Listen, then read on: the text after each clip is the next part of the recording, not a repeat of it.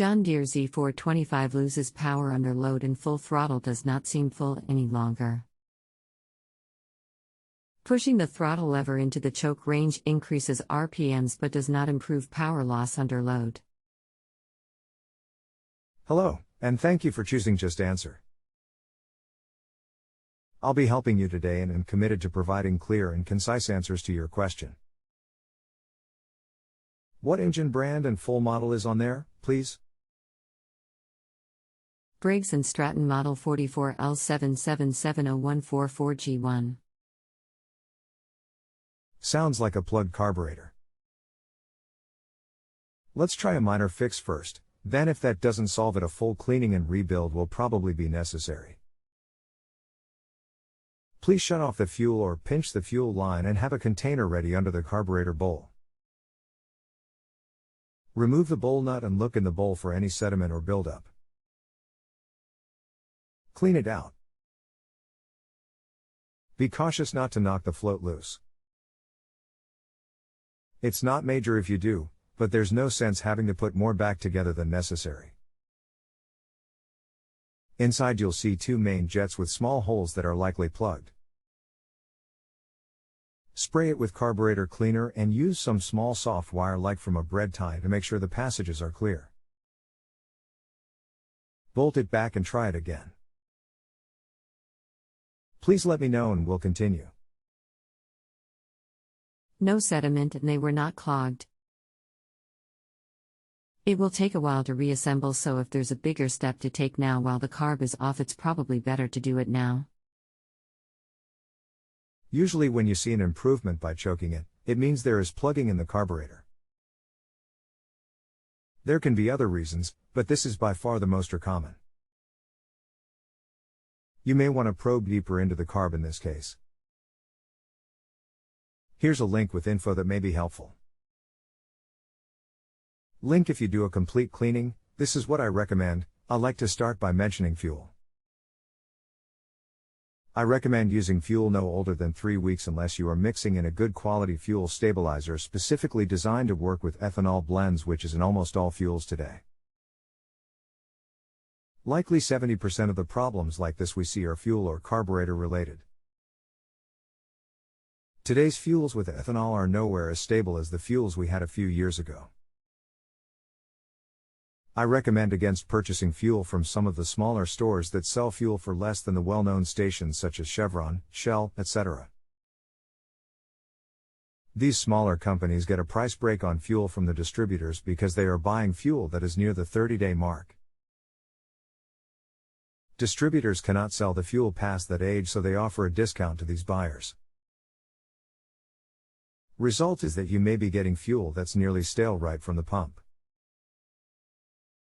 Because of the fuel situation, we see a lot of carburetor problems. If you don't feel comfortable with this kind of repair, I would suggest sending it to a reputable shop. If you do the work yourself, take pictures or at least make a drawing of where all the linkages, gaskets, and component parts go. Correct reassembly is critical.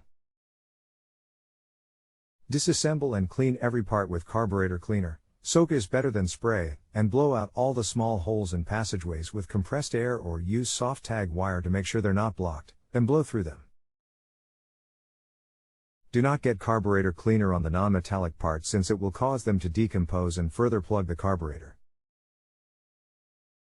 Remove the carb cleaner from the metal parts by washing them in warm, soapy water, then rinsing with clean water. Dry them thoroughly before reassembling using your pictures or drawings as a guide. Before you put the carburetor back on, flush the fuel tank and replace the fuel line and filter so you aren't plugging up your clean carburetor with residue from old fuel. Hope this info helps. Please keep me posted and we'll continue. Rick 41124.875696216. Cleaning the carburetor definitely helped with the unloaded RPMs and proper function of the choke via the throttle lever, but it did not help with the power loss under load. When going up a hill or when mowing, not just engaging the deck but actually mowing, the motor lags down. You would not have had time for full cleaning, so since you've seen an improvement, I think that's the right strategy at this point. A spray cleaning cannot get everything out of the internal passages, especially on that nicky carb. Many shops are investing in ultrasonic cleaners for that reason.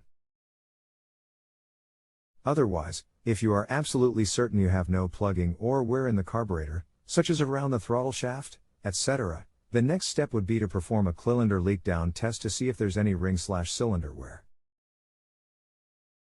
Well, I tried to work through the mowing today even with reduced power. It worked for several hours, but when I tried after lunch and refueling, I lost a cylinder, which turned out to be both aluminum rods were broken in half. So now I have to pull the engine, clean out the pieces and see if any other damage happened. In your opinion, what could have happened to break both? I'm really sorry to hear that. You didn't mention an impact, so was there any knocking or anything leading up to this? What is the oil level? What condition is the oil in? No impact, no knocking, just died. I had just checked the oil level and it was full. Oil was a bit dirty, probably 40 hours on it, so I would have changed it today. It has bent and thrown the rods before, but this was the first time I've seen them broken. Dealer indicated that valve adjustments are regularly needed, but I just had them adjust timing earlier this season. I so didn't expect this to happen. It's rather unusual to have a failure like that with no symptoms leading up to it. I think the only way to know for sure is to tear it down and look at the evidence for clues. It could have been such things as a rod cap that came loose or a crankshaft or cam seizure.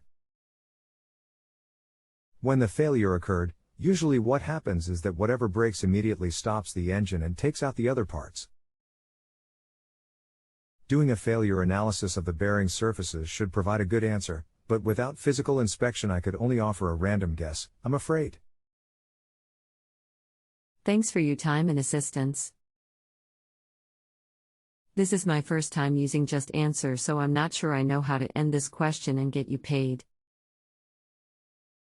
Do you have to respond in a particular manner, instead of needing more information? I haven't yet provided a ratings box, and quite honestly I feel rather bad about doing so considering the outcome. We can either leave this as is, or if you would like I can provide a way for you to rate. But it doesn't seem like I've done much to help you, unfortunately. You definitely guided me correctly with regards XXXXXXXXXX RPM issue via cleaning the carburetor, and at this point I'm sending the whole mess to the dealer now, so there shouldn't be anything to follow up on. I do appreciate your time and professionalism, so don't feel bad about taking the money. I think there was a systemic problem with JustAnswer since my reply to this was already posted. Very sorry for the delay. Health issues keep me offline for a few days. Thank you so very much for your kindness and generosity.